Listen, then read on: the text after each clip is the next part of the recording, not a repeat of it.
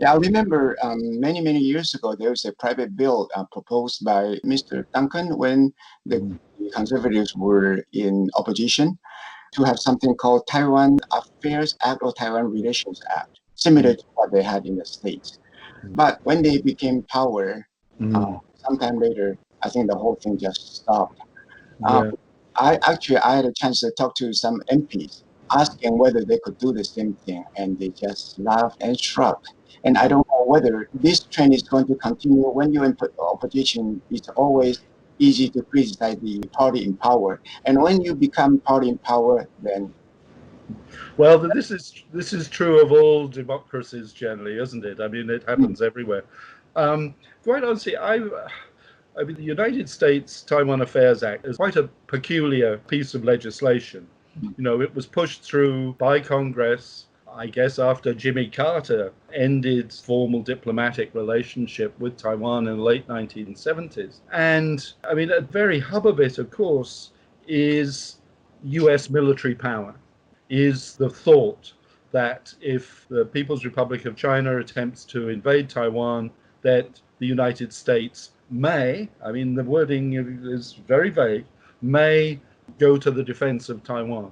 And of course, as we all know, whether the US would actually do that depends very much on who is in the White House and who has power in the Senate and all these things. So I'm not sure that comparable law in Canada would actually serve much purpose. If Taiwan is invaded by the People's Republic of China, us sending a few frigates, and if we have them at sea at the time, which we don't always do, or one of our 2 submarines, or if they are functional, a regiment or so of Princess Patricia's light infantry is not going to help very much. I think that having a strong, broad, diplomatic, people-to-people, business, academic, political relationship with Taiwan counts for much more. And, you know, we have many interests in common, and I think we need to build on those all the time. Thank you very much. On the note of trades and other things, in spite of the stagnant relationship between Taiwan's DPP and China's CCP governments, the current Taiwanese export to China is at its all-time high. And is there a lesson in this development for the Canadian government to learn? And are there sectors, aside from what you mentioned related to the pandemic and medical sector, that you think Taiwan and Canada could collaborate economically to fight off the pressure from China?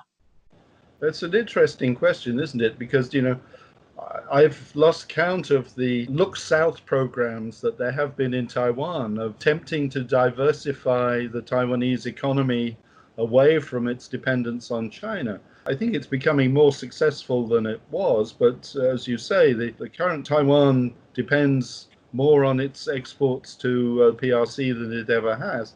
So that illustrates the difficulties that once you get caught in these claws, and we're to a certain extent in the same boat. Although, you know, it's very interesting. You'll remember when PRC started imposing sanctions on Canada after the Meng Wanzhou was detained, one of the things they did was to effectively put an embargo on the importation of Canadian pork. And I was called by a radio station in Saskatchewan, where a lot of the pork was produced, and asked about this. And I did some research before the interview. And while it is true that in terms of volume, PRC is the largest market for Canadian pork, in terms of value, in terms of actual dollars, Japan is the biggest market. And the difference is, of course, Japan buys higher quality parts of the pig than the PRC does. So, you know, I think one should not look the bottom line figures often on these things.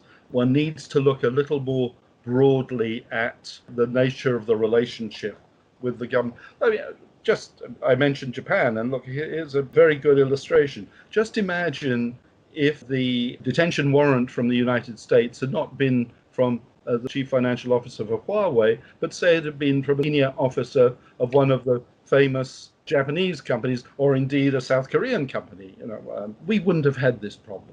because relationship with Japan and South Korea, as with our relationship with Taiwan, is based on far more than simply trade. You know, we share civic values, we share political values, we share regional values or regional views of regional politics, we share views on international institutions, we share views on international security. We don't share any of those with the People's Republic of China. We none of them. So I think that looking at trade simply as a numbers game is not the right attitude. I think that one needs to look far more deeply at the full breadth of the relationship with one's partners. And then I think one gets a much more sensible picture of the possibilities of that relationship. Thank you. I have another question related to media. Many people feel that whatever the Beijing government says, mostly Chinese media in Canada just tag along, since many are filled with China-trained journalists or run by owners who have substantial business ties or interest in China. With the passing of the national security law in Hong Kong, I think they are even more fearful for the consequences if the behavior is seen as anti-China. It is something Canadian government should be mindful of. And what can be done to ensure that the Chinese media in Canada do not become the Chinese state-controlled media? This is a really serious problem, Chanli. As you say, the bulk of the Chinese language media here in Canada now, with a few notable exceptions, but the bulk of the Chinese language media in Canada is one way or another either controlled or beholden to the Chinese Communist Party. And one thing that surprised me, I was in Taiwan in June last year, and the same was true in Taiwan. The CCP has managed to take control of most of the media in Taiwan, which really astonished me. And of course, it's the same in the United States. It's the same in Australia. I don't have an easy answer about what to do about it. Actually, as we're speaking, my book, Claws of the Panda, is just being published in Chinese in Taiwan. And one of the reasons why I pushed to find a publisher who would produce a Chinese edition was I got advice from several people, including senior officials in the Canadian government. They thought it would be a good idea to have this book published in Chinese for particularly people who have recently emigrated to Canada from the mainland. You all know as well as I do, among Canadians of Chinese heritage, they are not a monolithic group. They are people from all sorts of backgrounds, all sorts of political views of the world, who have come here for all sorts of reasons, some of them entirely contradictory. You know, a good example of this, of course, is the two sort of recent immigrations from China, and I'm saying China purposefully at this point, those who came from Hong Kong in the 1980s and 90s, for whom coming to Canada was not a huge cultural move. The institutions here, because we're both, Canada and Hong Kong have British colonial cultural heritage, the institutions are very similar. But more than that, the culture, the political culture is similar. And that is the fundamental belief that government is there to serve the people. And so, Hong Kongers, and of course Taiwanese as well, have been able to settle here relatively easily because they understand the relationship between the citizen and the state. There are many differences in the cultures and everyday life and everything else, but the relationship between the citizen and the state is very similar.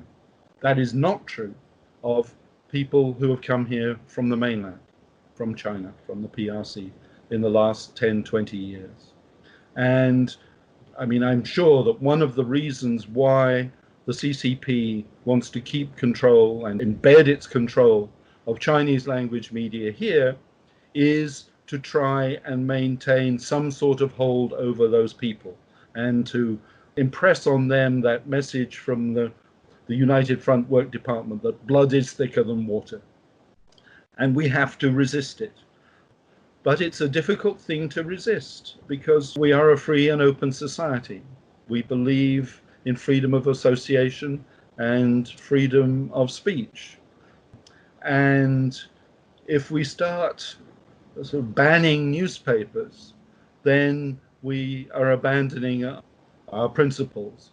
And you cannot defend democracy by abandoning democracy. We have to confront them, but we have to do it openly, and we have to do it on the democratic platform.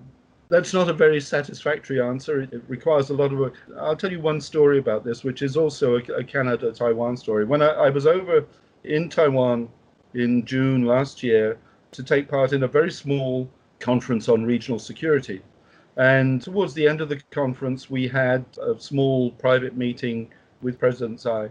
I've known her for many years, since she was official in the 1990s, and particularly when she was head of the Mainland Affairs Council, and I was a journalist working out of Hong Kong. So, I've had many easy conversations with her over the years, and I asked her about the work of the United Front in Taiwan in the run-up to the January election last year in 2020.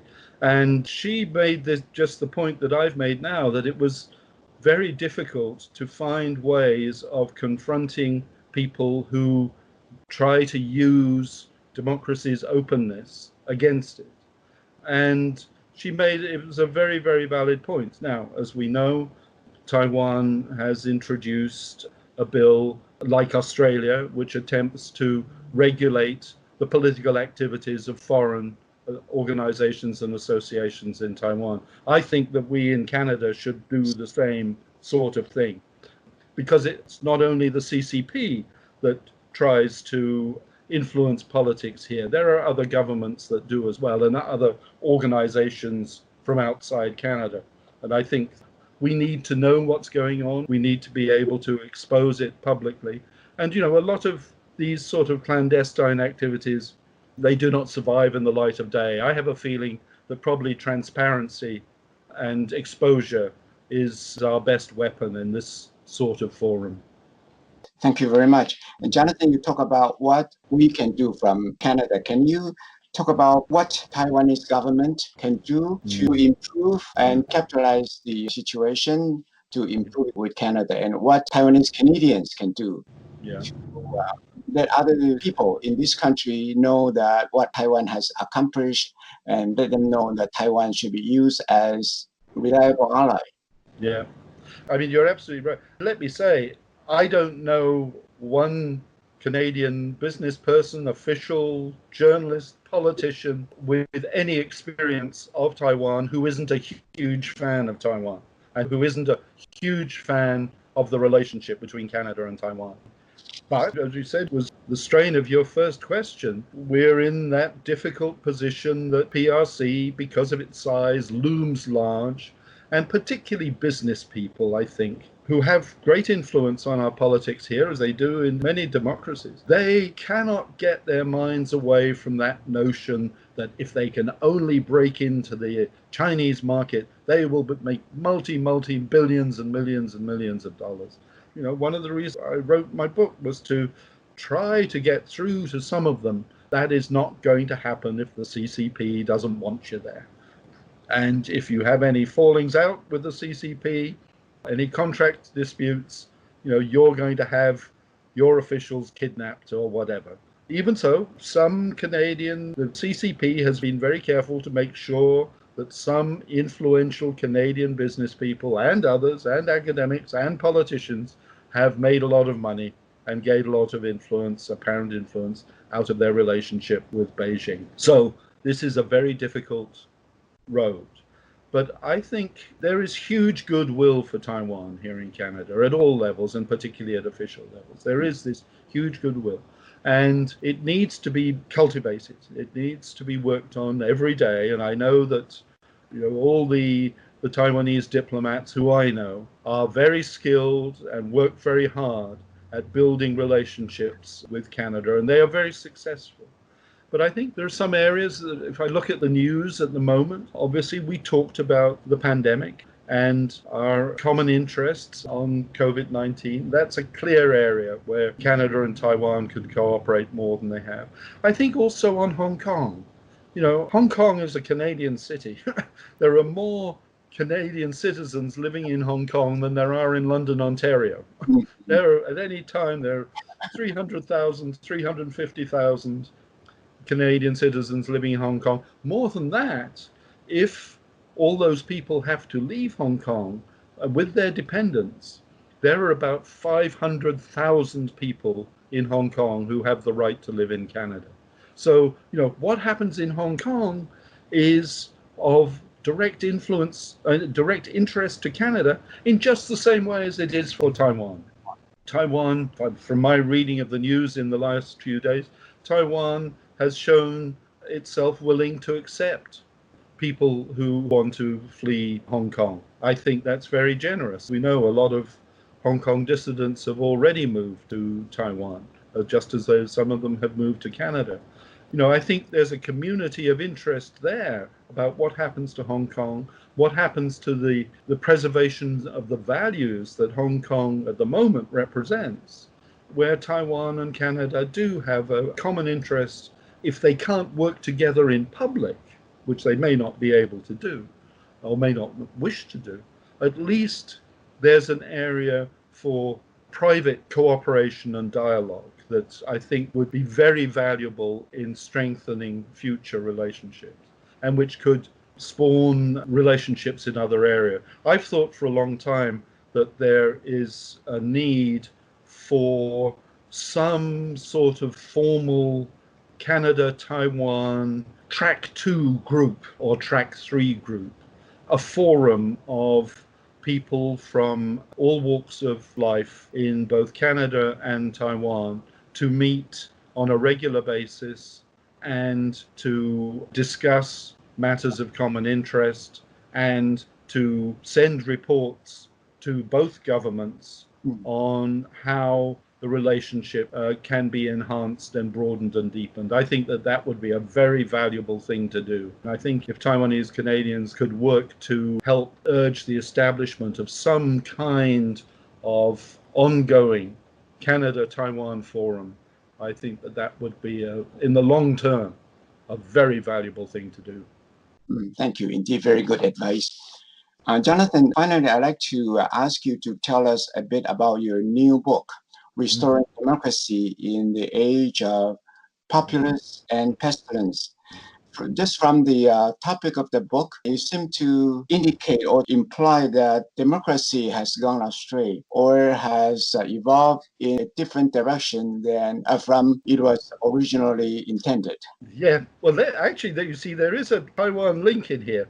Because as I mentioned just a few minutes ago, when I was over in Taiwan in June last year and talked to President Tsai, and we were talking about the problems of defending democracy, I came back and my publisher here wanted me to write another book. And I was telling him about this conversation, and he said, "There's your new book. There's your new book. How do we defend democracy?" And so President Tsai has a hand in this. And I sat down and started looking at it, and it is such a huge topic. I realized that I had to sort of draw some boundaries. And when I looked at the recent history of what had happened with democracies, it seemed to me that the natural starting place for this story was the end of the Cold War, was the collapse of the Soviet Union in 1990 or so, and the fall of the Berlin Wall in 1989. And so I started there, and I looked at what had happened to democracy in the last 30 years. And there had been, initially after the fall of the wall and the collapse of the Soviet Union, there was a huge burst of enthusiasm for democracy. The number or the percentage, the number more than doubled within a few years. And within a decade or so, the bulk of the countries around the world followed some form of democracy. But then it began to wither away. And so in the book, I've looked as closely as I can at what are the influences, what has happened to democracy, why has it withered, why are there challenges in it, why have countries, old democracies like the UK and like the US, produced populist leaders, neither of whom have a particularly strong democratic credentials. I mean, it's worse for Trump than it is for Johnson, but even so.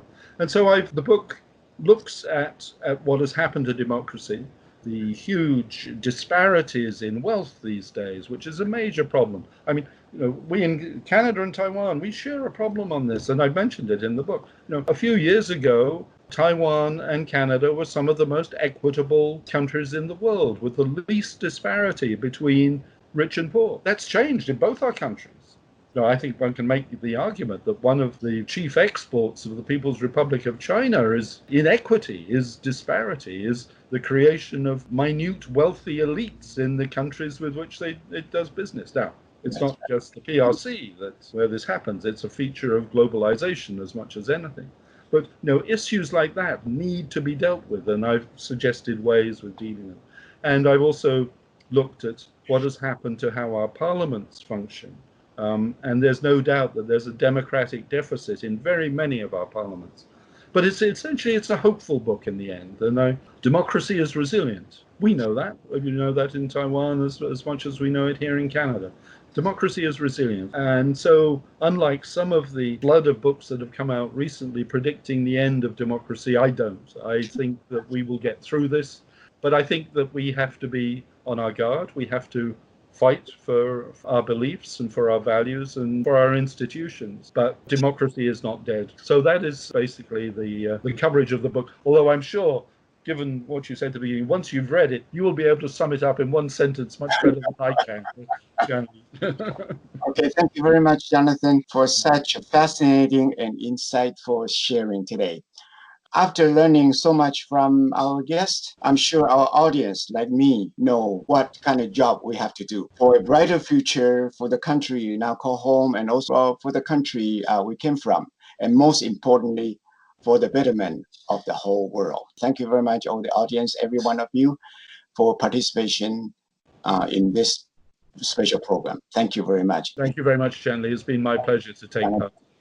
Thank you. The U.S. closing the Chinese consulate in Houston, and it's to do with the spies and intellectual property, issues and things like that. There's also a speaker that we're inviting whose expertise is in cybersecurity. And he actually mentioned in one of his talks before that Taiwan has this expertise in reading Chinese political languages that's probably better than anyone in the world, because the Taiwanese people are so integrated in the Chinese communities as well. He wants to develop a system of different ways of helping people understand messages from China. What do you think about that in the context of what's happening in the U.S.? And maybe we can put this section to the portion and to the segment that you're talking about how Taiwan can help.